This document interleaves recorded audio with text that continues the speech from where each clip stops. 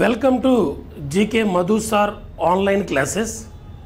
Today October 31st సంబంధించిన current affairs points గురించి discussion చేద్దాం. దానికంటే ముందుగా మన వీడియోని అందరూ లైక్ చేయండి, కామెంట్ చేయండి.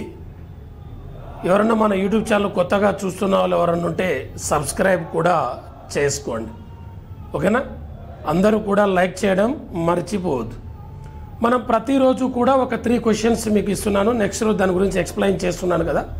నిన్న హిస్టరీకి సంబంధించి క్వశ్చన్ ఏంది, జోగ్రఫీకి సంబంధించింది ఏంది, పాలిటీకి సంబంధించింది ఏందో ఒకసారి డిస్కషన్ చేద్దాం. దాని తర్వాత October 31st సంబంధించిన కరెంట్ అఫైర్స్ పాయింట్స్ గురించి డిస్కషన్ చేద్దాం.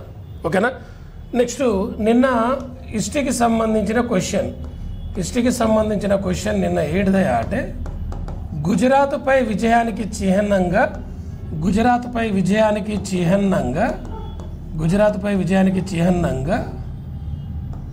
గిర్ అడవులలో సంచరించే అడవులు ఎక్కడ ఉంటాయంటే గుజరాత్లో ఉంటాయి. గిర్ అడవులో సంచరించే సింహం ప్రతిమతో బంగారు నాణ్యాలను జారీ చేసిన వ్యక్తి ఎవరంటే రెండవ చంద్రగుప్తుడు. మన ఆన్సర్ సెకండ్ చంద్రగుప్త. గుజరాత్పై విజయానికి చిహ్నంగా గిర్ అడవులలో సంచరించే సింహం ప్రతిమతో లయన్ ప్రతిమతో బంగారు నాణ్యం గోల్డ్ కాయిన్స్ను జారీ చేసిన గుప్తరాజు ఎవరంటే రెండవ చంద్రగుప్త. ఆ రెండవ చంద్రగుప్త కాలంలోనే కవులను నవరత్నములని పిలిచేవారు. నవరత్నంలో మొదటి గొప్పవాడు ఎవరంటే కాళిదాస్. ఆ కాళిదాసే అభిజ్ఞాన శాకుంతలాన్ని రచించడం జరిగింది. ఆ కాళిదాసుని ఇండియన్ షేక్స్పియర్ అని కూడా పిలుస్తారు. ఆ రెండవ చంద్రగుప్త కాలంలోనే ఈ సింహం ప్రతిమతో లయన్ అన్నాం. లయన్ డే ఎప్పుడు? International lion day August 10. Elephant day అయితే August 12. టైగర్స్ డే అయితే July 29. స్నో లెపర్డ్ డే అయితే October 23. స్నో లెపర్డ్ అంటే మంచు చిరుత పులి. ఓకే, నిన్న ఈ క్వశ్చన్ అడిగాం గుజరాత్పై విజయానికి చిహ్నంగా. ఇది పాలిటీకి సంబంధించిన క్వశ్చన్. ఇంకోటి అది హిస్టరీకి సంబంధించిన క్వశ్చన్. పాలిటీకి సంబంధించిన క్వశ్చన్ మనం ఒకటి అడిగాను నిన్న. పాలిటీకి సంబంధించి భారత రాజ్యాంగం అమల్లోకి వచ్చినప్పుడు 22 భాగాలు ఉండే, రీసెంట్గా 25 భాగాలు ఉన్నవి. ఆ కొత్తగా వచ్చిన భాగాలు ఏంటి, పార్ట్స్ ఏంటి అని అడగడం జరిగింది. అవి ఏ కాన్స్టిట్యూషనల్ అమెండ్మెంట్ యాక్ట్ ప్రకారం యాడ్ చేయడం జరిగిందని మనం డిస్కషన్ చేయాలి. మన రాజ్యాంగం ఇంప్లిమెంటేషన్ అయినప్పుడు 22 పార్ట్స్ ఉండే, కానీ 7వ పార్ట్ను మళ్ళీ తొలగించారు. 7th పార్ట్ను 7th constitutional amendment act ప్రకారం 1956లో తొలగించడంతో మళ్ళీ 21 పార్ట్స్ అయిపోయినాయి. 21 పార్ట్స్ 1956లో 21 పార్ట్స్. ఇప్పుడైనా 25 పార్ట్స్ ఉన్నాయి, 25. ఆ కొత్తగా వచ్చిన ఆ 4 పార్ట్స్, ఆ 4 భాగాలు ఏంటి అనేది మన క్వశ్చన్. 4 భాగాలు. ఆ 4 భాగాల్లో ఒకటి 4A అనే ఒక భాగం, 14A అనే ఒక భాగం. ఈ రెండు న్యూగా వచ్చినాయి, 4A 14A. ఈ రెండు భాగాలను 42 కాన్స్టిట్యూషనల్ అమెండ్మెంట్ యాక్ట్ ప్రకారం 1976లో చేర్చారు. ఈ రెండు పార్ట్స్ని 42 కాన్స్టిట్యూషనల్ అమెండ్మెంట్ యాక్ట్ ప్రకారం 4A 14Aని చేర్చడం జరిగింది. ఇవి రెండింటిని. ఆ తర్వాత ఈ రెండింటి తర్వాత మరొకటి 9A 9B. 9Aనేమో 74 constitutional amendment act ప్రకారం 9A భాగాన్ని 74వ రాజ్యాంగ సవరణ చట్టం ద్వారా 1992లో 1992లో చేర్చడం జరిగింది. ఇప్పటితో 3 అయిపోయినాయి, ఇంకొకటి రావాలి. 4 పార్ట్స్ చేర్చారు కాబట్టి ఆ 4వ భాగం ఏంటంటే 9B పార్ట్ని చేర్చారు. 9B అనే పార్ట్. ఈ 9B అనే పార్ట్ను 97వ రాజ్యాంగ సవరణ చట్టం ద్వారా 97th కాన్స్టిట్యూషనల్ అమెండ్మెంట్ యాక్ట్ ప్రకారం 2011లో చేర్చడం జరిగింది. 2011లో చేర్చారు. మన రాజ్యాంగంలోకి వచ్చినప్పుడు 22 పార్ట్స్ ఉండే. ఆ తర్వాత 7వ పార్ట్ను 7వ రాజ్యాంగ సవరణ చట్టం ద్వారా 1956లో తొలగించడంతో 21 పార్ట్స్ అయినాయి. ఆ తర్వాత మళ్ళీ 21 అంటే ఇప్పుడు 25 అయినాయి. మళ్ళీ కొత్తగా వచ్చిన 4 పార్ట్స్ భాగాలు ఏంటి అంటే 4A 14A. 4A ఏమో 42 constitutional amendment act, 14A and ఇవి రెండు కూడా 42 కాన్స్టిట్యూషనల్ అమెండ్మెంట్ యాక్ట్. తర్వాత 9Aనేమో 74, 9Bనేమో 97 కాన్స్టిట్యూషనల్ అమెండ్మెంట్ యాక్ట్. ఇది పాలిటీకి సంబంధించిన క్వశ్చన్. నిన్న మనం అడిగిన పాలిటీకి సంబంధించిన క్వశ్చన్. తర్వాత జాగ్రఫీకి సంబంధించిన క్వశ్చన్ ఒకటి అడిగాను. జాగ్రఫీకి సంబంధించి 2 రీసెర్చ్ సెంటర్లను అడిగాం జాగ్రఫీకి సంబంధించి. అదొకటి ఏంది, geography Indira Gandhi national forest academy. Indira Gandhi national forest academy ఎక్కడుందనంటే డెహ్రాడూన్లో ఉంది. ఇందిరాగాంధీ నేషనల్ ఫారెస్ట్ అకాడమీ ఎక్కడ ఉందంటే డెహ్రాడూన్లో ఉంది. ఇదొక పాయింట్ జాగ్రఫీకి సంబంధించి. మరొకటి అడిగాం, ఏది institute of forest biodiversity. Institute of forest biodiversity ఎక్కడ ఉందంటే హైదరాబాద్లో ఉంది. హైదరాబాద్లో కలదు, హైదరాబాద్లో ఉంది అది. ఇన్స్టిట్యూట్ ఆఫ్ ఫారెస్ట్ అకాడమీ ఎక్కడ ఉందంటే హైదరాబాద్లో ఉంది, హైదరాబాద్. ఇవి రెండు కూడా జాగ్రఫీకి సంబంధించిన క్వశ్చన్స్. ఓకే రైట్, ఇవి రెండు కూడా జాగ్రఫీకి సంబంధించిన questions. Indira Gandhi national forest academy Dehradun, తర్వాత ఇండియన్ ఫారెస్ట్ ఆఫ్ బయోడైవర్సిటీ అది ఎక్కడ ఉందనంటే ఇన్స్టిట్యూట్ ఆఫ్ ఫారెస్ట్ బయోడైవర్సిటీ హైదరాబాద్లో ఉంది. ఇవి నిన్నటి క్వశ్చన్లకు సంబంధించినవి. నెక్స్ట్ ఈరోజు ఈ 3 క్వశ్చన్స్ ఏందో చూద్దాం. ఈరోజు హిస్టరీకి సంబంధించి, పాలిటీకి సంబంధించి, జాగ్రఫీకి సంబంధించిన ఏందో చూద్దాం. ఫస్ట్ త్రిపీటకాలు అనేవి ఉంటాయి. త్రిపీటకాలు హిస్టరీకి సంబంధించి త్రిపీటకాలు. ఈ త్రిపీటకాలు ఏంటి అనేది ఫస్ట్ పాయింట్. ఈ త్రిపీటకాలు ఏ భాషలో రాశారనేది పాయింట్. ఈ త్రిపీటకాలు ఫస్ట్ ఏంది, ఎన్ని త్రిపీటకాలు, ఈ త్రిపీటకాలు ఏంటి, ఏ భాషలో రాశారు, ఆ త్రిపీటకాలను ఎవరో రాశారు. త్రిపీటకాలు అంటే 3. ఆ 3 త్రిపీటకాలను ఎవరు రాశారు, ఏ భాషలో రాశారు, ఆ త్రిపీటకాలు ఏంటి, ఆ త్రిపీటకాలు ఏ మతానికి సంబంధించినవి. ఇది హిస్టరీకి సంబంధించిన క్వశ్చన్. రెండవ పాయింట్ పాలిటీకి సంబంధించి. రాజ్యాంగ పరిషత్తును డిమాండ్ చేసిన మొట్టమొదటి రాజకీయ పార్టీ. రాజ్యాంగ పరిషత్తును డిమాండ్ చేసిన మొట్టమొదటి రాజకీయ పార్టీ ఏది? రాజ్యాంగ పరిషత్తును డిమాండ్ చేసిన మొట్టమొదటి రాజకీయ పార్టీ ఏంటిది అనేది ఇదో క్వశ్చన్. ఇది పాలిటీకి సంబంధించి. థర్డ్ పాయింట్ జాగ్రఫీకి సంబంధించి. ఇండియాలో ఫస్ట్ ఇనుముకు కర్మాగారం ఏది?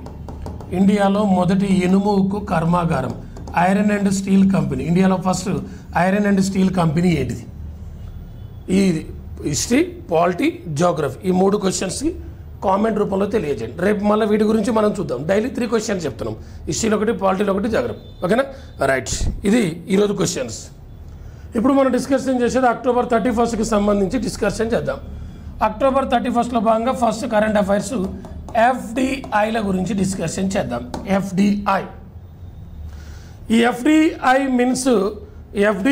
మీన్స్ ఫారెన్ డైరెక్ట్ ఇన్వెస్ట్మెంట్, విదేశీ ప్రత్యక్ష పెట్టుబడులు. ఎఫ్డిఐ మీన్స్ విదేశీ ప్రత్యక్ష పెట్టుబడులు, ఫారెన్ డైరెక్ట్ ఇన్వెస్ట్మెంట్స్. ఈ 2024-25 సంవత్సరంలో 2024-25లో ఈ ఎఫ్డిఐలు 2024-25లో భారత్లోకి వచ్చిన టోటల్ ఎఫ్డిఐలు ఎంత అంటే 68,75,931 కోట్ల రూపాయల ఎఫ్డిఐలు వచ్చాయి మనకు. 2024-25లో ఎఫ్డిఐ రూపంలో మన ఇండియాకి వచ్చినాయి 68,75,931 కోట్ల రూపాయలు వస్తే, అత్యధికంగా ఎఫ్డిఐలు మనకి ఏ కంట్రీ నుంచి వచ్చారంటే, ఎఫ్డిఐలు అత్యధికంగా వచ్చింది మనకి ఏ కంట్రీ నుంచి అంటే అమెరికా నుంచి 20% వచ్చింది. సెకండ్ ప్లేస్ ఏదంటే సింగపూర్ నుంచి 14%, 14% సింగపూర్ నుంచి మనకి ఎఫ్డిఐ రూపంలో వచ్చింది. 14.3%. ఆ తర్వాత థర్డ్ ప్లేస్ మారిషస్ నుంచి 13.3%. అదే సింగపూర్ నుంచి అయితే 14.3%. ఆ తర్వాత ఫోర్త్ ప్లేస్లో అయితే బ్రిటన్ 11.9% ఎఫ్డిఐ రూపంలో మనకు ఇండియాకి వచ్చింది. ఆ తర్వాత ఫిఫ్త్ ప్లేస్లో ఉన్నది నెదర్లాండ్స్. నెదర్లాండ్స్ నుండి 9% ఎఫ్డిఐ రూపంలో. 2024-25లో ఎఫ్డిఐల ద్వారా భారతదేశానికి వచ్చిన మొత్తం అమౌంట్ ఎంత అంటే 68,75,930 కోట్ల రూపాయలు వస్తే, అందులో అత్యధిక ఎఫ్డిఐలు ఫారెన్ డైరెక్ట్ ఇన్వెస్ట్మెంట్స్ ఎక్కువగా వచ్చింది. ఏ కంట్రీ నుంచి అంటే America, second Singapore, third Mauritius, fourth Britain, fifth Netherland నుంచి రావడం జరిగింది. FDI means foreign direct investment, విదేశీ ప్రత్యక్ష పెట్టుబడులు అనేది పాయింట్. ఓకేనా రైట్, ఇది ఈరోజు కరెంట్ అఫైర్స్లో ఫస్ట్ పాయింట్ ఇది. నెక్స్ట్ సెకండ్ పాయింట్ అనే పరిస్థితి సూర్యకాంత్ అనే పర్సన్. జస్టిస్ సూర్యకాంత్ అనే పర్సన్ న్యూస్లోకి రావడం జరిగింది. మన 53వ సుప్రీంకోర్టు ప్రధాన న్యాయమూర్తిగా జస్టిస్ సూర్యకాంత్ పేరును సెంట్రల్ గవర్నమెంట్ సిఫారసు చేస్తే దానికి నిన్న రాష్ట్రపతి ఆమోద ముద్ర ఇవ్వడం జరిగింది. అంటే మనకు next chief justice Surya Kant confirm కావడం జరిగింది. నిన్న కేంద్ర ప్రభుత్వం సిఫారసు చేస్తే రాష్ట్రపతి దానికి ఆమోద ముద్ర ఇవ్వడం జరిగింది. అంటే మనకు 53rd చీఫ్ జస్టిస్ కన్ఫర్మ్ అయిపోయింది. ఎవరు అంటే సూర్యకాంత్ అనే పర్సన్. ఈయన 2025 నవంబర్ 14న 2025 నవంబర్ 14న నవంబర్ 24న 53rd సుప్రీంకోర్టు చీఫ్ జస్టిస్గా జస్టిస్ సూర్యకాంత్ బాధ్యతలు స్వీకరించబోతున్నాడు. ఈయన ఏ స్టేట్ అంటే హర్యానా స్టేట్కి చెందిన వ్యక్తి. ఫస్ట్ టైం హర్యానా నుండి మనకు ఒక సుప్రీంకోర్టు చీఫ్ జస్టిస్ ఒక వ్యక్తి కాబోతున్నాడు. హర్యానా రాష్ట్రం నుండి ఫస్ట్ టైం ఒక వ్యక్తి వస్తున్నాడు. ఆయన ఎవరంటే జస్టిస్ సూర్యకాంత్ అనే వ్యక్తి. నవంబర్ 24న రాబోతున్నాడు. నవంబర్ 24. ఇప్పుడు ఉన్నాయన ఎవరు? Justice BR Gavai, Bhushan Ramakrishna Gavai. ఈ బిఆర్ గవాయ్ 2025 నవంబర్ 23న ఇతని పదవి కాలం అయిపోతుంది. ఈయన వచ్చింది 2025 మే 14న ఈయన బాధ్యతలు స్వీకరించాడు. ఈయన 52nd సుప్రీంకోర్టు చీఫ్ జస్టిస్. ఈయన ప్లేస్లో వస్తున్న వ్యక్తి సూర్యకాంత్ అనే వ్యక్తి రాబోతున్నాడు. ఈ సూర్యకాంతే జస్టిస్ సూర్యకాంత్ 2019 మే 24 నుండి సుప్రీంకోర్టు న్యాయమూర్తిగా పనిచేస్తున్నాడు. జడ్జిగా 2019 మే 24 నుంచి సుప్రీంకోర్టు న్యాయమూర్తిగా పనిచేస్తున్న సూర్యకాంత్ మనకు చీఫ్ జస్టిస్ కావడం జరిగింది. ఈ సూర్యకాంతే 2000 ఇయర్ నుండి 2004 వరకు హర్యానా స్టేట్ అడ్వకేట్ జనరల్గా పనిచేశాడు. 2000 నుండి 2004 వరకు హర్యానా అడ్వకేట్ జనరల్గా పనిచేశాడు. ఆ తర్వాత 2004 నుంచి 18 వరకు 2004 నుంచి 18 వరకు పంజాబ్ అండ్ హర్యానా హైకోర్టు న్యాయమూర్తిగా పనిచేశాడు. ఆ తర్వాత 2018 నుండి 2019 వరకు హిమాచల్ ప్రదేశ్ హైకోర్టు చీఫ్ జస్టిస్గా పనిచేశాడు. 2018 నుంచి 19 వరకు హిమాచల్ ప్రదేశ్ హైకోర్టు చీఫ్ జస్టిస్గా పనిచేశాడు. ఆ తర్వాత మే 24 నుంచి సుప్రీంకోర్టు జడ్జిగా న్యాయమూర్తిగా పనిచేస్తున్నాడు. ఆ తర్వాత ప్రజెంట్ అయితే నల్సా ఎక్స్ అఫీసియో ఎగ్జిక్యూటివ్ చైర్మన్గా పనిచేస్తున్నాడు. Present NALSA national legal service authority, ఆ నల్సా ఎక్స్ అఫీసియో ఎగ్జిక్యూటివ్ చైర్మన్గా పనిచేస్తున్నాడు. ఎవరంటే సూర్యకాంత్ అనే పర్సన్ హర్యానా రాష్ట్రం నుండి మొట్టమొదటి చీఫ్ జస్టిస్ ఈయన. హర్యానా రాష్ట్రం నుండి మొట్టమొదటి చీఫ్ జస్టిస్ ఈయన. హర్యానా స్టేట్ నుండి. హర్యానా క్యాపిటల్ మనందరికీ తెలుసు. హర్యానా రాజధాని ఏంది? చండీగఢ్. హర్యానాలో లార్జెస్ట్ సిటీ ఏదంటే ఫరీదాబాద్. హర్యానా ముఖ్యమంత్రి ఎవరంటే నవాబ్ సింగ్ షైని అనే వ్యక్తి ప్రజెంట్ హర్యానా చీఫ్ మినిస్టర్గా పనిచేస్తున్న వ్యక్తి. నవాబ్ సింగ్ షైని. ప్రజెంట్ హర్యానా గవర్నర్ అంటే అసీం కుమార్ ఘోష్ అనే వ్యక్తి. అసీం కుమార్ ఘోష్ అనే వ్యక్తి గవర్నర్. హర్యానా ఇండియాలో ఎన్నో స్టేట్ అంటే 17. హర్యానా ఫార్మేషన్ ఎప్పుడంటే 1996 నవంబర్ 1న హర్యానా రాష్ట్రం ఏర్పడింది. 1966 నవంబర్ 1న హర్యానా రాష్ట్రం ఏర్పడింది. ఓకేనా. మనకు రాబోతున్న సుప్రీంకోర్టు చీఫ్ జస్టిస్ అంటే జస్టిస్ సూర్యకాంత్ అనే వ్యక్తి రాబోతున్నాడు. ఈయనకంటే ప్రజెంట్ ఉన్నది బిఆర్ గవాయ్. ఇప్పటి వరకు రాబోతున్న వ్యక్తి 53 మందిలో మనకు దళిత సుప్రీంకోర్టు చీఫ్ జస్టిస్గా 2 పనిచేశారు. అందులో మొదటి వ్యక్తి కేజీ బాలకృష్ణన్ దళిత మొట్టమొదటి సుప్రీంకోర్టు చీఫ్ జస్టిస్. ఈయన 37వ చీఫ్ జస్టిస్గా పనిచేశారు. రెండవ దళిత చీఫ్ జస్టిస్ బిఆర్ గవాయ్ అనే వ్యక్తి. మన ఇండియాకి ఇప్పటివరకు 15 మెంబర్స్ ప్రెసిడెంట్స్ అయితే అందులో దళిత presidents 2 members. First one KR Narayan, second one Ramnath Kovind. వీళ్ళిద్దరు దళిత ప్రెసిడెంట్స్. ద్రౌపది ముర్ము దళిత కాదు, గిరిజన మహిళ. ఈమె గిరిజన మహిళ, దళిత కాదు. అలానే మనకు లోక్సభ స్పీకర్గా ఇప్పటి వరకు 2 లోక్సభ స్పీకర్లు దళిత వర్గానికి చెందినవారు. అందులో ఫస్ట్ జిఎంసి బాలయోగి అనే వ్యక్తి మొట్టమొదటి దళిత లోక్సభ స్పీకర్. రెండో వ్యక్తి మీరా కుమార్ 15th లోక్సభ స్పీకర్గా పనిచేసింది. జిఎంసి బాలయోగి అయితే 12 and 13 12 and 13 లోక్సభలకు స్పీకర్గా పనిచేశాడు. ఎవరు? జిఎంసి బాలయోగి. రెండో వ్యక్తి మీరా కుమార్. మన ఇండియాలో మొట్టమొదటి దళిత ముఖ్యమంత్రి దామోదర సంజీవ ఆంధ్రప్రదేశ్కి ముఖ్యమంత్రి, సెకండ్ చీఫ్ మినిస్టర్ ఆయన. మన ఇండియాలో ఫస్ట్ దళిత ముఖ్యమంత్రి దామోదర సంజీవ. మొట్టమొదటి దళిత ఉమెన్ చీఫ్ మినిస్టర్ అంటే Mayawati women chief minister, first women chief minister, మొట్టమొదటి దళిత మహిళా ముఖ్యమంత్రి ఎవరంటే మాయావతి, మొట్టమొదటి దళిత మహిళా ముఖ్యమంత్రి. ఓకేనా, రైట్. ఇదొక పాయింట్. ఈరోజు న్యూస్లోకి వచ్చిన అంశాల్లో సూర్యకాంత్ అనే ఒకటి. నెక్స్ట్ అక్టోబర్ 31 ఈరోజు పాయింట్ ఏంటంటే ప్రపంచ నగరాల దినం. ప్రపంచ నగరాల దినం ఇవాళ. World cities day. World cities day ఎప్పుడు అంటే ఈరోజు అక్టోబర్ 31. ప్రపంచ నగరాల దినోత్సవాన్ని ప్రతి ఇయర్ కూడా వరల్డ్ సిటీస్ డేని అక్టోబర్ 31న సెలబ్రేట్ చేస్తారు. ఈ వరల్డ్ సిటీస్ డే యొక్క థీమ్ ఏంటంటే people centred smart cities. People centred smart cities అనేది 2025 theme. World cities day 2025 theme ఏంటంటే people centred TERED centred smart cities. మరి ఈ 2025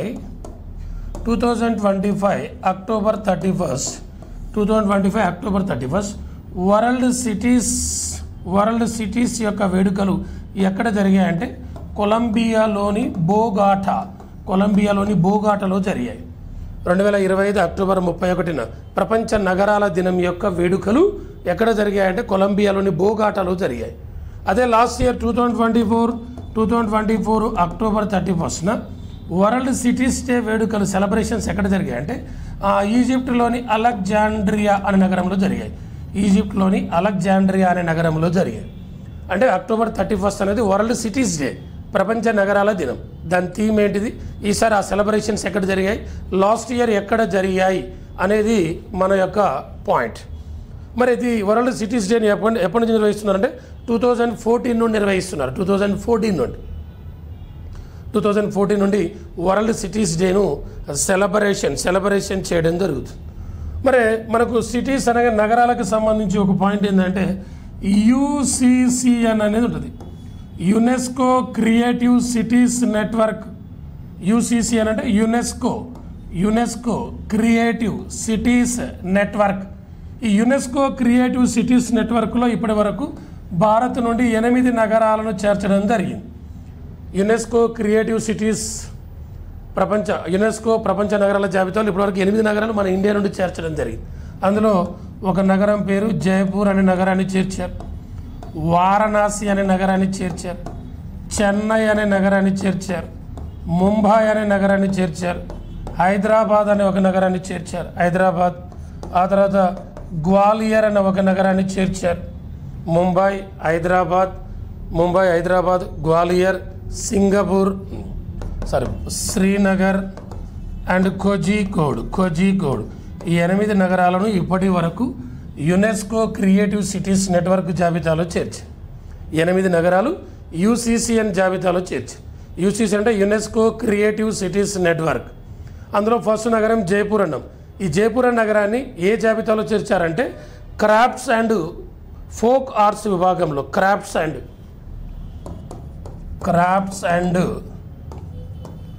ఫోక్ ఆర్ట్స్ విభాగంలో చేర్చారు. క్రాఫ్ట్స్ అండ్ ఫోక్ ఆర్ట్స్ విభాగంలో జైపూర్ను చేర్చారు. Crafts CRAFTS and folk arts FOLK ARTS. రెండో cities ఏమన్నా వారణాసి అనేది మ్యూజిక్ విభాగంలో చేర్చడం జరిగింది. యునెస్కో క్రియేటివ్ సిటీస్ నెట్వర్క్ జాబితాలో వారణాసిని మ్యూజిక్ విభాగంలో చేర్చడం జరిగింది. ఆ తర్వాత చెన్నై కూడా మ్యూజిక్ విభాగంలోనే చేర్చడం జరిగింది, చెన్నైని కూడా. ఆ తర్వాత ముంబై ఫిల్మ్ విభాగంలో ఫిల్మ్ కేటగిరీలో యునెస్కో క్రియేటివ్ సిటీస్ నెట్వర్క్లో చేర్చడం జరిగింది. ఆ తర్వాత హైదరాబాద్ గ్యాస్ట్రోనమీ విభాగంలో గ్యాస్ట్రోనమీ విభాగంలో చేర్చడం జరిగింది, గ్యాస్ట్రోనమీ. ఆ తర్వాత గ్వాలియర్ కూడా మ్యూజిక్ విభాగంలో, గ్వాలియర్ కూడా మ్యూజికే. ఆ తర్వాత శ్రీనగర్ని same crafts and folk arts విభాగంలో శ్రీనగర్ని చేర్చారు. ఆ తర్వాత లాస్ట్ కోజికోడ్ లిటరేచర్, సాహిత్యంలో కోజికోడ్ను చేర్చడం జరిగింది. UCCN అంటే యునెస్కో క్రియేటివ్ సిటీస్ నెట్వర్క్. ఈ UCCN జాబితాలో మన భారతదేశం నుండి 8 నగరాలు చేర్చడం జరిగింది. ఆ యూసీసీఎన్ సమిట్ జరిగింది 2025లో. 2025లో యూసీసీఎన్ సమిట్ జరిగింది జూన్ 23, 24లో. 2025 జూన్ 23, 24 తేదీల్లో 17వ యూసీసీఎన్ సమిట్ జరిగింది. ఎక్కడ అంటే ఫ్రాన్స్లో జరిగింది. 17వ యూసీసీఎన్ సమిట్ ఎక్కడ అంటే ఫ్రాన్స్లో జరిగింది. యూసీసీఎన్ అంటే యునెస్కో క్రియేటివ్ సిటీస్ నెట్వర్క్. అదే నెక్స్ట్ ఇయర్ 2026లో 18th జరగబోతుంది. 2026లో 18వ యూసీసీఎన్ సమిట్ జరగబోతుంది. ఎక్కడ అంటే మొరాకో దేశంలో జరగబోతుంది. అదే 2024లో 16th యూసీసీఎన్ సమిట్ ఎక్కడ అంటే పోర్చుగల్లో జరిగింది. 2024లో UNESCO creative cities network summit అనేది పోర్చుగల్లో జరిగితే 2025లో ఫ్రాన్స్లో జరిగింది. 2026లో మొరాకోలో జరగబోతుంది. అది 18th సమిట్ 2026లో జరగబోయేది. యూసీసీఎన్ అంటే యునెస్కో క్రియేటివ్ సిటీస్ నెట్వర్క్. ఆ యూసీసీఎన్ జాబితాలో భారత్ నుండి ఇప్పటివరకు 8 నగరాలు చేర్చారు. ప్రపంచ నగరాల దినం అంటే October 31, world cities day October 31. దానివల్ల ఈ అన్ని పాయింట్స్ వచ్చాయి. చూడండి, నగరాలు పట్టుకొని మనం ఎలా లింక్ కలిపేసాము. మీరేం లైక్ చేయరు. మీ బాధ మీది, నా బాధ నాది. నెక్స్ట్ ఈరోజు మరొక పాయింట్ కరెంట్ అఫైర్స్లో భాగంగా సర్దార్ వల్లభాయ్ పటేల్ ఒకటి న్యూస్లోకి రావడం జరిగింది. సర్దార్ వల్లభాయ్ పటేల్ యొక్క బర్త్డే జయంతి ఈరోజు October 31. ఈ 1875 October 31. ఈ 2025 October 31 150 years 150వ ఈయన జన్మదిన వేడుక అంటే జయంతి 150వ జయంతి. ఎవరిది? సర్దార్ వల్లభాయ్ పటేల్. ఈరోజు October 31 సర్దార్ వల్లభాయ్ పటేల్ యొక్క జయంతి. మనకు సర్దార్ వల్లభాయ్ పటేల్ గురించి సంబంధించిన పాయింట్స్లో ఒకటి ఫస్ట్ 1875 October 31 జన్మించాడు. ఇది 150వ జయంతి అన్నాం. ఈయన మరణించింది 1950 December 15th 1950 December 15th మరణించాడు. ఈయన మన ఇండియాకు ఫస్ట్ డిప్యూటీ ప్రైమ్ మినిస్టర్.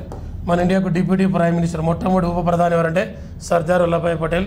ఈయనే మన ఇండియాకు ఫస్ట్ సెంట్రల్ హోమ్ మినిస్టర్. మొట్టమొదటి హోంశాఖ మంత్రి కూడా సర్దార్ వల్లభాయ్ పటేలే. ఈ సర్దార్ వల్లభాయ్ పటేలే రాజ్యాంగాన్ని రచించడం కోసం రాజ్యాంగ సలహా సంఘాన్ని ఏర్పాటు చేశాడు. కాన్స్టిట్యూషనల్ అడ్వైజరీ కౌన్సిల్ 1947 January 24న కాన్స్టిట్యూషనల్ అడ్వైజరీ కౌన్సిల్ని ఏర్పాటు చేశారు. దీనిలో మెంబర్స్ 54+1. భారత రాజ్యాంగాన్ని రచించడానికి ఏర్పాటు చేసిన అతిపెద్ద కమిటీల్లో ఇదే రాజ్యాంగ సలహా సంఘం కాన్స్టిట్యూషనల్ అడ్వైజరీ కౌన్సిల్ 1947 January 24న ఏర్పాటు చేశాడు. ఇందులో మెంబర్స్ 54+1. ఈ సర్దార్ వల్లభాయ్ పటేలే స్టాచ్యూ ఆఫ్ యూనిటీ. ప్రపంచంలో అతి ఎత్తైన విగ్రహం ఎవరిదంటే ఈయనదే, Sardar Vallabhbhai Patel statue of unity. దీని హైట్ 182 meters లేదా 597 అడుగులు. ఇది ఎక్కడుందంటే గుజరాత్లోని సర్దార్ నర్మదా నది వద్ద ఉన్న సర్దార్ సరోవరం డ్యామ్ పైన ఉంది. సర్దార్ సరోవరం డ్యామ్ పక్కన ఆ ప్రపంచంలోనే అతి ఎత్తైన స్టాచ్యూ ఆఫ్ యూనిటీని 182 మీటర్ల ఎత్తు లేదా 597 అడుగులతో దీన్ని నిర్మించడం జరిగింది. ఎవరు? సర్దార్ వల్లభాయ్ పటేల్. ఈ సర్దార్ వల్లభాయ్ పటేలే 1928లో బార్డోలి సత్యాగ్రహానికి నాయకత్వం వహించాడు. 1928లో బార్డోలి సత్యాగ్రహం అంటే 1928లో గుజరాత్లోని బార్డోలి ప్రాంతంలో సరైన పంటలు పండిన సందర్భంలో బ్రిటిష్ ప్రభుత్వం 22% భూమి శిస్తుని పెంచుతుంది. ఆ 22% భూమి శిస్తుని పెంచినప్పుడు కున్వర్జీ మెహతా, కళ్యాణ్జీ మెహతా అనే ఇద్దరు వ్యక్తులు బార్డోలి సత్యాగ్రహానికి నాయకత్వం వహిస్తారు. ఆ తర్వాత ఆ నాయకత్వ బాధ్యతలను మన సర్దార్ వల్లభాయ్ పటేల్కి అప్పగిస్తారు. ఎప్పుడైతే సర్దార్ వల్లభాయ్ పటేల్ ఈ నాయకత్వ బాధ్యతలు తీసుకున్న తర్వాత బ్రిటిష్ ప్రభుత్వం దానికి భయపడి ఒక కమిటీని ఏర్పాటు చేస్తుంది. ఆ కమిటీ మ్యాక్స్వెల్ బ్రూమ్ఫీల్డ్ కమిటీ ఏర్పాటు చేస్తుంది. ఆ కమిటీ సూచనల మేరకు పెంచిన భూమి శిస్తును తగ్గించడం జరిగింది. ఎవరి వల్ల? సర్దార్ వల్లభాయ్ పటేల్ వల్ల. ఆయన పేరు వల్లభాయ్ పటేల్. ఈ సందర్భంగానే గాంధీజీ వల్లభాయ్ పటేల్కు సర్దార్ అనే బిరుదుని ఇవ్వడం జరిగింది. ఏ ఉద్యమం సందర్భంగా అంటే బార్డోలి సత్యాగ్రహం ఎప్పుడు జరిగిందంటే 1928లో జరిగింది. ఈ సర్దార్ వల్లభాయ్ పటేలే ఐఎన్సీకి ఒకసారి ప్రెసిడెంట్ కూడా అయ్యాడు, ఇండియన్ నేషనల్ కాంగ్రెస్.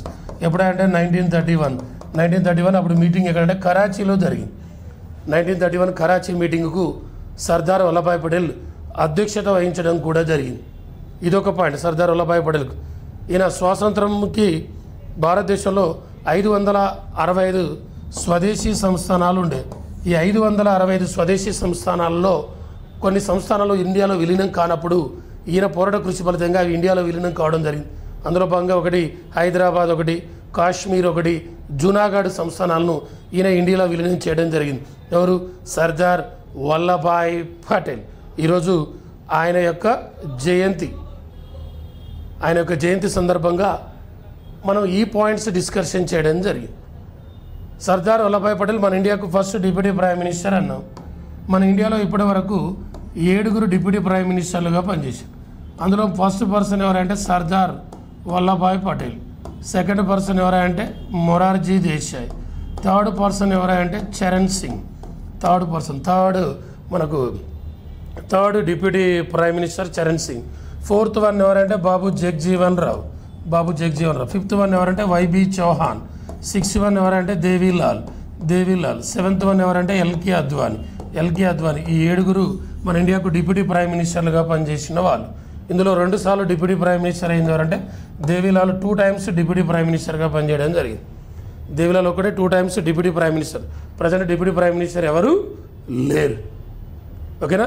ఆ డిప్యూటీ ప్రైమ్ మినిస్టర్ ఎందుకు వచ్చిందంటే సర్దార్ వల్లభాయ్ పటేల్ మన ఇండియాకు ఫస్ట్ డిప్యూటీ ప్రైమ్ మినిస్టర్ కాబట్టి, ఆయన ఫస్ట్ డిప్యూటీ ప్రైమ్ మినిస్టర్ కాబట్టి దాని బేస్డ్ ఈ పాయింట్ చెప్పుకోవడం జరిగింది. మరి సర్దార్ వల్లభాయ్ పటేల్ అనే వ్యక్తి 1875లో జన్మించాడు అన్నాం. అంటే 1875 దగ్గర ఫస్ట్ వన్ అక్టోబర్ 31న సర్దార్ వల్లభాయ్ పటేల్ జన్మించారు. ఈ 1875లోనే ఆర్య సమాజాన్ని కూడా ఏర్పాటు చేశారు. ఆర్య సమాజాన్ని ఎవరు? స్వామి దయానంద సరస్వతి ఆర్య సమాజాన్ని ఏర్పాటు చేసింది కూడా 1875. ఈ 1875లోనే దివ్యజ్ఞాన సమాజాన్ని ఏర్పాటు చేశారు. థియోసాఫికల్ సొసైటీ దివ్యజ్ఞాన సమాజాన్ని ఏర్పాటు చేసింది ఎవరు? మేడం బ్లావటస్కి, కల్నల్ ఆల్కాట్, వీళ్ళిద్దరూ కలిసి దివ్యజ్ఞాన సమాజాన్ని ఏర్పాటు చేశారు.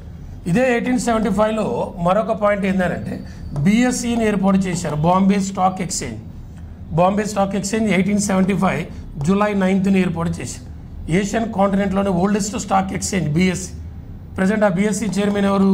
సుభాషిష్ చౌదరి అనే వ్యక్తి ప్రజెంట్ బిఎస్సి చైర్మన్గా పనిచేస్తున్నాడు. అదే దాని ఎండి అండ్ సిఇఓ అంటే సుందర రామమూర్తి అనే వ్యక్తి. అలానే ఈ 1875లోనే సర్ సయ్యద్ అహ్మద్ ఖాన్ ఆలీఘర్లో ఆంగ్లో మహమ్మదియన్ ఓరియంటల్ పాఠశాలను ఏర్పాటు చేస్తారు. 1875లోనే సర్ సయ్యద్ అహ్మద్ ఖాన్ ఆలీఘర్లో మహమ్మదియన్ ఆంగ్లో ఓరియంటల్ పాఠశాలను ఏర్పాటు చేస్తే దాన్ని 1877లో కళాశాలగా మారుస్తారు. దీన్నే 1916లో ఆలీఘర్ యూనివర్సిటీగా మార్చడం జరిగింది. అంటే 1875లో సర్దార్ వల్లభాయ్ పటేల్ జన్మించాడు. ఆర్య సమాజాన్ని ఏర్పాటు చేశారు, దివ్యజ్ఞాన సమాజాన్ని ఏర్పాటు చేశారు, బిఎస్సిని ఏర్పాటు చేశారు. సర్ సయ్యద్ అహ్మద్ ఖాన్ ఆలీఘర్లో మహమ్మదియన్ ఆంగ్లో ఓరియంటల్ పాఠశాలను కూడా ఏర్పాటు చేయడం జరిగింది. ఓకేనా? ఇది సర్దార్ వల్లభాయ్ పటేల్కి సంబంధించి ఆయన జయంతి సందర్భంగా ఆయన బేస్డ్ జీకే పర్పస్లో మనకున్న పాయింట్స్. ఓకేనా? ఇది ఒక పాయింట్. నెక్స్ట్ మరొక పాయింట్ ఏంటంటే ఉమెన్ ఓడిఐ వరల్డ్ కప్ సంబంధించిన ఒక పాయింట్. మహిళల వన్డే వరల్డ్ కప్కి సంబంధించి ఉమెన్ ఓడిఐ వరల్డ్ కప్. ఈ ఉమెన్ ఓడిఐ వరల్డ్ కప్లో 2025 అక్టోబర్ 30న మన ఇండియా వర్సెస్ ఆస్ట్రేలియా మధ్యన సెమీఫైనల్ మ్యాచ్ జరిగింది. ఈ సెమీఫైనల్లో మన ఇండియా విన్ కావడం జరిగింది. మన ఇండియా గెలిచింది. ఇండియా గెలవడంతో ఇప్పటివరకు ఉమెన్ ఓడిఐ వరల్డ్ కప్ ఇప్పుడు 13వ ఉమెన్ ఓడిఐ వరల్డ్ కప్ జరుగుతుంది. ఈ 13వ ఉమెన్ ఓడిఐ వరల్డ్ కప్ జరుగుతుంది కాబట్టి ఇప్పటివరకు మన India women ODI world cup 3 సార్లు ఫైనల్లోకి వెళ్ళింది. ఇది 3వ సారి. 2 సార్లు పోయినప్పుడు ఓడిపోయినాం, ఫైనల్లో ఓడిపోయినాం. ఇప్పుడు ఫైనల్కి పోవడం ఇది 3వ సారి. ఫస్ట్ టైం 2005లో పోయినాం ఫైనల్లోకి, ఆ తర్వాత 2017లో పోయినాం. ఈ 2 సార్లు కూడా ఓడిపోయాం. ఇప్పుడు ఫైనల్లోకి వెళ్ళిపోయాం మళ్ళీ 2025. ఇది 3rd టైం. ఇక్కడ ఫస్ట్ పాయింట్ ఏంటంటే India women's ODI world cup ఫైనల్లోకి వెళ్ళింది. సౌత్ ఆఫ్రికాతో మనకు ఫైనల్ మ్యాచ్ ఉంది. నవంబర్ 2న ఫైనల్ మ్యాచ్ చూస్తాం. మనం గెలుస్తుంది, ఇండియా గెలవాలని మనందరం కూడా కోరుకుందాం. ఫస్ట్ టైం మన ఇండియాకు వరల్డ్ కప్ రాబోతుంది ఉమెన్ ఓడిఐ వరల్డ్ కప్. ఇది 3వ సారి ఫైనల్లోకి వెళ్ళడం. అయితే దీంతోపాటు ఇంకొక రికార్డు ఏంటంటే ఇప్పటి వరకు ఉమెన్ ఓడిఐ వరల్డ్ కప్ చరిత్రలోనే చేజింగ్ 331 హైయెస్ట్. ఒక జట్టు ఇంకో జట్టుపై చేజింగ్ చేసింది మెన్స్ కాదు, ఓన్లీ ఉమెన్స్. అది వరల్డ్ కప్ కానీ అది మామూలు ఓడిఐ మ్యాచ్ కానీ ఉమెన్ ఓడిఐ చరిత్రలోనే ఇప్పటి వరకు చేజింగ్ 331. ఆ 331 మొన్న ఆస్ట్రేలియా మన మీద కొట్టి రికార్డు అది. కానీ ఈ రికార్డు మళ్ళీ మనమే బ్రేక్ చేసాం 339. ఇప్పటి వరకు ఉమెన్ ఓడిఐ చరిత్రలో క్రికెట్లో ఉమెన్ ఓడిఐ లేదా వన్డే చరిత్రలోనే చేజింగ్ స్కోర్ 339 మనమే. ఎవరి మీద? ఆస్ట్రేలియా మీద సాధించడం జరిగింది 2025 అక్టోబర్ 30న 2025 అక్టోబర్ 30న నిన్న జరిగిన సెమీఫైనల్లో రికార్డు 2 మనం మూడోసారి ఫైనల్లోకి వెళ్ళాం. 2 సార్లు ఓడిపోయి ఇది మూడోసారి ఫైనల్లోకి వచ్చాం. ఈసారి గెలుద్దామని ప్రార్థన కూడా చేద్దాం. మీకు నచ్చిన దేవుని బాగా ప్రార్థించాం. రెండోది హైయెస్ట్ చేజింగ్ మన ఇండియా 339 రన్స్ ఆస్ట్రేలియా మీద చేసి, ఓకేనా, ఇది ఒకటి. మళ్ళీ దీని గురించి మనం నవంబర్ 3 రోజు కరెంట్ అఫైర్స్లో చూద్దాం. నవంబర్ 3 రోజు కరెంట్ అఫైర్స్లో ఎప్పటి నుంచి అప్పటి వరకు ఉమెన్ ఓడియా వరల్డ్ కప్ జరిగింది, ఎన్ని దేశాలు పాల్గొనే, మొత్తం మ్యాచ్లు ఎన్ని, ఫైనల్ మ్యాచ్లో ఎవరు పై ఆ సౌత్ ఆఫ్రికా ఇండియానే గెలుస్తుంది అనుకుని ఎన్ని వికెట్ల తేడాతో ఎన్ని పరుల తేడాతో గెలుపొందింది, ఫైనల్ మ్యాచ్లో ఉమెన్ ఆఫ్ ది మ్యాచ్ ఎవరు, ఉమెన్ ఆఫ్ ది సిరీస్ ఎవరు, మోస్ట్ వికెట్స్ ఎవరు, మోస్ట్ రన్స్ ఎవరు, ఎక్కువ సార్లు వచ్చిన దేశం ఏంటి, ఇప్పుడు గెలిచిన దేశానికి ఎన్నిసార్లు వచ్చింది, ఏ దేశం గెలిచినా ఫస్ట్ సారే, మళ్ళీ నెక్స్ట్ ఎక్కడ జరగబోతుంది, ఫస్ట్ ఎక్కడ జరిగింది, ఈసారి వరల్డ్ కప్లో ఎంతమంది సెంచరీలు చేశారు, ఈసారి వరల్డ్ కప్లో హైయెస్ట్ వికెట్లు ఎవరు తీశారు అనే విషయాల గురించి నవంబర్ 3 రోజు చూద్దాం. ఓకేనా, రైట్, ఇదొక పాయింట్. నెక్స్ట్ మరొకటి ఈరోజు కరెంట్ అఫైర్స్లో భాగంగా అక్టోబర్ 31 ఇందిరాగాంధీ గురించి ఒక పాయింట్. ఇందిరాగాంధీ గురించి ఏంది, ఈరోజు ఇందిరాగాంధీ యొక్క బర్త్డే జయంతి. ఇందిరాగాంధీ జయంతి కాదు, వర్ధంతి. సర్దార్ వల్లభాయ్ పటేల్ అయితే జయంతి, ఇందిరాగాంధీ అయితే వర్ధంతి. 1984 అక్టోబర్ 31 ఇందిరాగాంధీ వర్ధంతి. ఈరోజు అక్టోబర్ 31 ఇందిరాగాంధీ వర్ధంతి. మన ఇండియాకు ఓన్లీ 1 ఉమెన్ ప్రైమ్ మినిస్టర్. ఇప్పటివరకు ఒకే ఒక మహిళ మన ఇండియాకు ప్రధాని అయింది. ఆ ఒకే ఒక మహిళా ప్రధాని ఎవరంటే ఇందిరాగాంధీ. ఆ ఇందిరాగాంధీ ప్రధానమంత్రిగా 1966 నుంచి 67 వరకు ఒకసారి, తర్వాత 1980 నుండి 84 వరకు ఈమె ప్రైమ్ మినిస్టర్గా మన ఇండియాకు పనిచేసింది. First women prime minister Indira Gandhi. ఆ ఇందిరాగాంధీకి సంబంధించిన పాయింట్స్ గురించి ఒకసారి మనం డిస్కషన్ చేద్దాం. ఒక్కొక్క పాయింట్ డిస్కషన్ చేసుకుంటూ వద్దాం. ఇందిరాగాంధీ జయంతి రోజు అక్టోబర్ 31. ఫస్ట్ ఇందిరాగాంధీ సంబంధించి 1917 నవంబర్ 19న ఇందిరాగాంధీ జన్మించింది.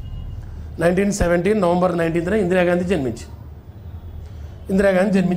ఈ నవంబర్ 19 ఇందిరాగాంధీ జయంతి అన్నాం. ఈ నవంబర్ 19 ఝాన్సీ లక్ష్మీబాయి జయంతి కూడా.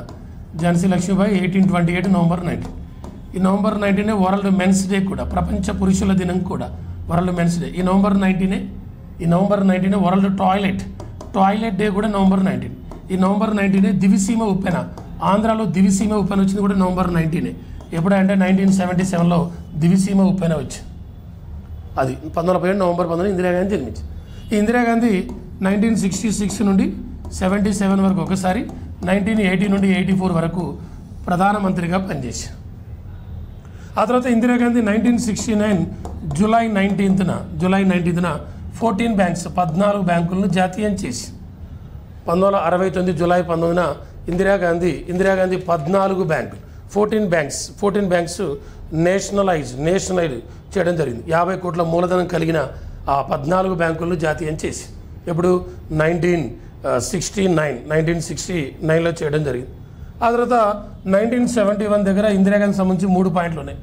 ఒకటి, మధ్యంతర ఎన్నికలు. ఫస్ట్ టైం మన ఇండియాలో మధ్యంతర ఎన్నికలు జరిగింది 1971లోనే. ఈ 1971లోనే ఇందిరాగాంధీ ఇచ్చిన నినాదం గరీబీ హఠావో అనే నినాదాన్ని కూడా ఇచ్చింది. ఈ 1971లోనే భారతరత్న అవార్డు పొందిన మొదటి మహిళ, భారతరత్న అవార్డు వచ్చిన ఫస్ట్ ఉమెన్ ఎవరంటే ఇందిరాగాంధీ. ఆ ఇందిరాగాంధీకి 1971లో ఇచ్చారు. ఆ తర్వాత 1972లో ఇందిరాగాంధీ కాలంలో జూలై 2న మనకు పాకిస్తాన్కి సీమ్లా అగ్రిమెంట్ జరిగింది. ఇండియా పాకిస్తాన్ సీమ్లా అగ్రిమెంట్ జరిగింది 1972. ఎప్పుడంటే జూలై 2. అప్పుడు మన ప్రధాని ఇందిరాగాంధీ, పాకిస్తాన్ ప్రధాని అప్పుడు 1972లో జుల్ఫికర్ అలీ భుట్టో అనే పర్సన్. ఆ తర్వాత 1974 మే 18న మన ఇండియాలో ఫస్ట్ టైం అణు పరీక్షలు, న్యూక్లియర్ టెస్ట్ నిర్వహించారు. మొట్టమొదటి అణు పరీక్షలు 1974 మే 18నే. అప్పుడు ప్రైమ్ మినిస్టర్ అంటే ఇందిరాగాంధీ.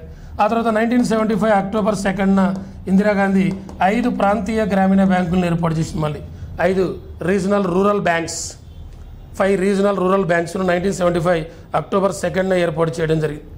ఆ తర్వాత 1975లోనే ఈమె రాయబరేలీ అనే నియోజకవర్గం నుంచి పోటీ చేసి ఈమె ఎన్నిక చెల్లదని అలహాబాద్ హైకోర్టు తీర్పిడంతో ఈ 1975లోనే థర్డ్ టైం నేషనల్ ఎమర్జెన్సీని కూడా విధించడం జరిగింది. అలానే ఇందిరాగాంధీ కాలంలోనే 1976లో 42 కాన్స్టిట్యూషనల్ అమెండ్మెంట్ యాక్ట్ కూడా చేశాం. 1976లో 42వ రాజ్యాంగ సవరణ, దీన్ని మినీ రాజ్యాంగ సవరణ చట్టం అంటారు. అలానే ఇందిరాగాంధీ 1918 ఏప్రిల్ 15న మళ్ళీ 6 బ్యాంకులను నేషనలైజ్ చేసింది. 1980 ఏప్రిల్ 15న 6 బ్యాంకులను జాతీయం చేసింది. 6 బ్యాంకులు మళ్ళీ ఇందిరాగాంధీ జాతీయం చేయడం జరిగింది. 6 బ్యాంకుల్ని 200 కోట్ల మూలధనం కలిగిన 6 బ్యాంకులను జాతీయం చేసి ఆ ఇందిరాగాంధీ 1984 అక్టోబర్ 31న మరణించడం జరిగింది. మన ఇండియాలో ఫస్ట్ ఉమెన్ ప్రైమ్ మినిస్టర్ ఈమె. ఈ ఇందిరాగాంధీ భారతరత్న అవార్డు వచ్చిన మొదటి మహిళ. భారతరత్న అవార్డు 5 ఉమెన్స్కి వచ్చింది ఇప్పటివరకు. 1971 Indira Gandhi, 1980 mother Teresa, 1997 Aruna Asaf Ali, 1998 MS Subbalakshmi, 2001 Lata Mangeshkar. ఈ 5 మరణాంతరం ప్రకటించింది ఎవరికంటే ఫస్ట్ అరుణా అసఫ్ అలీ. అరుణా అసఫ్ అలీ మరణించిన తర్వాత ప్రకటించారు. అరుణా అసఫ్ అలీ అసలు పేరేంది? అరుణా గంగూలీ. ఈమెను క్విట్ ఇండియా క్వీన్ అని పిలుస్తారు. క్విట్ ఇండియా మూమెంట్ వచ్చింది ఎప్పుడు? 1942 ఆగస్టు 8న క్విట్ ఇండియా మూమెంట్ వచ్చింది. అప్పుడు వైస్రాయ్గా పనిచేస్తున్న వ్యక్తి ఎవరు? లార్డ్ లిన్లిత్ గో అనే వ్యక్తి. మరి ఇందిరాగాంధీ 1984 అక్టోబర్ 31న మరణించిందన్నాం. ఈమె పదవిలో ఉండగా మరణించిన 3rd ప్రైమ్ మినిస్టర్. ఇప్పటివరకు పదవిలో ఉండగా ముగ్గురు ప్రైమ్ మినిస్టర్లు మరణించారు. ఫస్ట్ జవహర్లాల్ నెహ్రూ 1964 మే 27, సెకండ్ వన్ లాల్ బహదూర్ శాస్త్రి 1966 జనవరి 11, థర్డ్ వన్ ఇందిరాగాంధీ 1984 అక్టోబర్ 31. ఈ ఇందిరాగాంధీ రాజ్యసభ సభ్యత్వంతో ప్రైమ్ మినిస్టర్ అయింది. రాజ్యసభ సభ్యత్వంతో ప్రైమ్ మినిస్టర్ అయిన పర్సన్స్ 4 ఉన్నారు. ఒకటి Indira Gandhi, second one HD Deve Gowda, third one IK Gujral, fourth one Manmohan Singh. ఈ 4 రాజ్యసభ సభ్యత్వంతో ప్రైమ్ మినిస్టర్ అయింది. ఈ ఇందిరాగాంధీ పేరు మీదనే మనకు ఇందిరా పీస్ అవార్డు ఇస్తారు. ఇందిరా శాంతి బహుమతి. ఇందిరా శాంతి బహుమతిని 1986లో ప్రారంభించారు. ఇది నవంబర్ 19న ఇస్తారు. ఇది 2024 వరకే ఇచ్చారు. 2024 వరకే ఇచ్చారు. 25 ఇప్పుడు నవంబర్ 19న ఇస్తారు. మళ్ళీ 2024లో ఈ ఇందిరా శాంతి బహుమతిని మిచెల్ బ్లాచెట్కి ఇస్తారు జరిగింది. మిచెల్ బ్లాచెట్.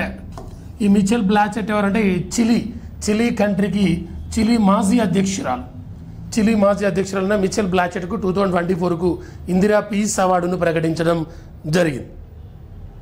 ఈరోజు ఇందిరాగాంధీ జయంతి అక్టోబర్ 31 కాదు. ఆ బేస్డ్ ఈ పాయింట్స్ అని చెప్పుకోవడం జరిగింది. ఓకేనా? అందరు లైక్ చేయండి. నెక్స్ట్ మరొక పాయింట్ చూద్దాం. అక్టోబర్ 31 గ్రీన్ ట్యాక్స్ అనేది ఒక స్టేటు 2025 డిసెంబర్ 1 నుండి ఒక కంట్రీ గ్రీన్ ట్యాక్స్ని ఇంప్లిమెంటేషన్ చేయబోతుంది. 2025 డిసెంబర్ 1 నుంచి మన ఇండియాలో ఒక కంట్రీ గ్రీన్ ట్యాక్స్ని ఇంప్లిమెంటేషన్ చేయబోతుంది. 2025 డిసెంబర్ 1 నుంచి. ఆ గ్రీన్ ట్యాక్స్ని ఎందుకు ఇంప్లిమెంటేషన్ చేస్తుందనంటే పర్యావరణ పరిరక్షణ, కాలుష్య నియంత్రణ కోసం ఆ రాష్ట్రానికి బయట రాష్ట్రాల నుంచి ప్రవేశించే వాహనాలకు ఆ స్టేట్కి సంబంధించినవి కాదు, వేరే స్టేట్ నుండి ఆ స్టేట్కి వచ్చిన వాహనాలకు గ్రీన్ ట్యాక్స్ని విధిస్తుంది. కాలుష్య నియంత్రణకు, పర్యావరణ పరిరక్షణ కోసం. ఆ స్టేట్ ఏదంటే ఉత్తరాఖండ్ అనే స్టేట్. ఉత్తరాఖండ్ అనే స్టేట్ 2025 డిసెంబర్ 1 నుంచి గ్రీన్ ట్యాక్స్ విధించబోతుంది. పర్యావరణ పరిరక్షణ కోసం, కాలుష్య నియంత్రణ కోసం ఉత్తరాఖండ్ వేరే స్టేట్ నుంచి వచ్చే ప్రవేశించే వాహనాలకు గ్రీన్ ట్యాక్స్. గుర్తుపెట్టుకోండి, ఇది ఒక డైరెక్ట్ పాయింట్. ఉత్తరాఖండ్ అంటే ఉత్తరాఖండ్కు 2 క్యాపిటల్స్ ఉంటాయి. ఉత్తరాఖండ్ స్టేట్కు 2 క్యాపిటల్. ఒకటి డెహ్రాడూన్ అనే క్యాపిటల్, రెండోది బరారీ సాయ్. ఈ 2 క్యాపిటల్స్ ఉంటాయి ఉత్తరాఖండ్. డెహ్రాడూన్ ఒకటి, బరారీ సాయ్ అనే 2 క్యాపిటల్. వింటర్ క్యాపిటల్ ఒకటి, సమ్మర్ క్యాపిటల్ ఒకటి. ఉత్తరాఖండ్ ఇండియాలో ఎన్నో స్టేట్? 27th state. 2000 నవంబర్ 9న 27th స్టేట్గా ఏర్పడింది. ఉత్తరాఖండ్ ముఖ్యమంత్రి ఎవరు? ప్రజెంట్ ఉత్తరాఖండ్ ముఖ్యమంత్రి పుష్కర్ సింగ్ ధామి. ఉత్తరాఖండ్ చీఫ్ మినిస్టర్ ఎవరంటే పుష్కర్ సింగ్ ధామి అనే వ్యక్తి. గవర్నర్ ఎవరు? గుర్మిత్ సింగ్. ప్రజెంట్ ఉత్తరాఖండ్ గవర్నర్ ఎవరంటే గుర్మిత్ సింగ్. ముఖ్యమంత్రి ఎవరంటే పుష్కర్ సింగ్ ధామి. ఓకేనా? ఇదొక పాయింట్. న్యూస్లోకి వచ్చిన అంశాల్లో భాగంగా అక్టోబర్ 31కు సంబంధించి ఇదొక పాయింట్. తర్వాత మరొక పాయింట్, మరొకటి కరెంట్ అఫైర్స్ సంబంధించి అక్టోబర్ 31 ప్రపంచంలో వేగంగా అభివృద్ధి చెందుతున్న, స్పీడ్గా డెవలప్ అవుతున్న, ప్రపంచంలో వేగంగా అభివృద్ధి చెందుతున్న నగరాల జాబితాను విడుదల చేసి, ఫాస్ట్గా వేగంగా డెవలప్ అవుతున్న సిటీస్, స్పీడ్గా డెవలప్ అవుతున్న సిటీస్ జాబితాను, ప్రపంచంలో అత్యంత వేగంగా అభివృద్ధి చెందుతున్న నగరాల జాబితాను విడుదల చేశారు. ఎవరు? Savills growth hubs, Savills growth hubs index 2025తో కలిసి, సావిల్ గ్రోత్ హబ్స్ ఇండెక్స్ 2025తో కలిసి Savills resilient cities index, Savills resilient, Savills resilient, Savills resilient cities index, cities index వీళ్ళిద్దరు కలిసి సంయుక్తంగా, జాగ్రత్త గుర్తుపెట్టుకోండి, సావిల్స్ గ్రోత్ హబ్స్ ఇండెక్స్ 2025తో కలిసి సావిల్స్ రీసైలెంట్ సిటీస్ ఇండెక్స్ సంయుక్తంగా 2025లో ప్రపంచంలో వేగంగా అభివృద్ధి చెందుతున్న నగరాల జాబితాను, స్పీడ్గా డెవలప్ అవుతున్న సిటీస్ ఇండెక్స్ను రిలీజ్ చేస్తే అందులో టాప్ 15 సిటీస్లో 14 సిటీస్ ఏషియన్ కాంటినెంట్ నుండే ఉన్నాయి. వరల్డ్లో ఫాస్ట్గా స్పీడ్గా డెవలప్ అవుతున్న సిటీస్లలో టాప్ 15లో 14 సిటీస్ కూడా మన ఏషియన్ కాంటినెంట్నే ఉన్నాయి. అందులో ఫస్ట్ ప్రపంచంలో బాగా వేగంగా అభివృద్ధి చెందుతున్న నగరాల్లో ఫస్ట్ ప్లేస్ మనదే బెంగళూరు ఫస్ట్ ప్లేస్లో, స్పీడ్గా డెవలప్ అవుతున్న నగరాల్లో ఫస్ట్ ప్లేస్ బెంగళూరు. రెండోది హోచిమిన్ సిటీ ఎక్కడ అంటే Vietnam Ho Chi Minh city. Second place ఏదంటే హోచిమిన్ సిటీ. ఆ హోచిమిన్ సిటీ ఎక్కడ ఉందంటే వియత్నాంలో ఉంది. Third one Delhi. Fourth one Hyderabad. వరల్డ్లో ఫాస్ట్గా స్పీడ్గా డెవలప్ అవుతున్న సిటీస్లలో హైదరాబాద్ 4th ప్లేస్లో ఉంది. 5th ప్లేస్లో ఉన్నది ముంబై.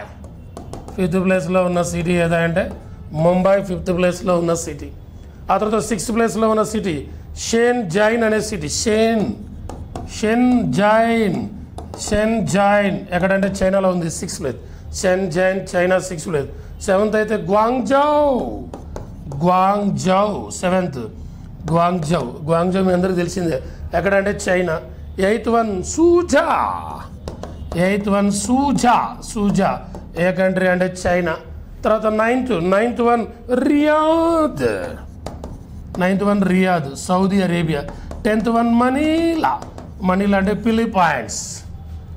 ప్రపంచంలో వేగంగా స్పీడ్గా డెవలప్ అవుతున్న సిటీస్ల జాబితాలో first one Bengaluru, second one Ho Chi Minh cities Vietnam, third Delhi, 4th Hyderabad, 5th Mumbai, 6th Shenzhen China, 7th Guangzhou, 8th Suzhou, 9th Saudi Arabia Riyadh, 10th Philippines Manila.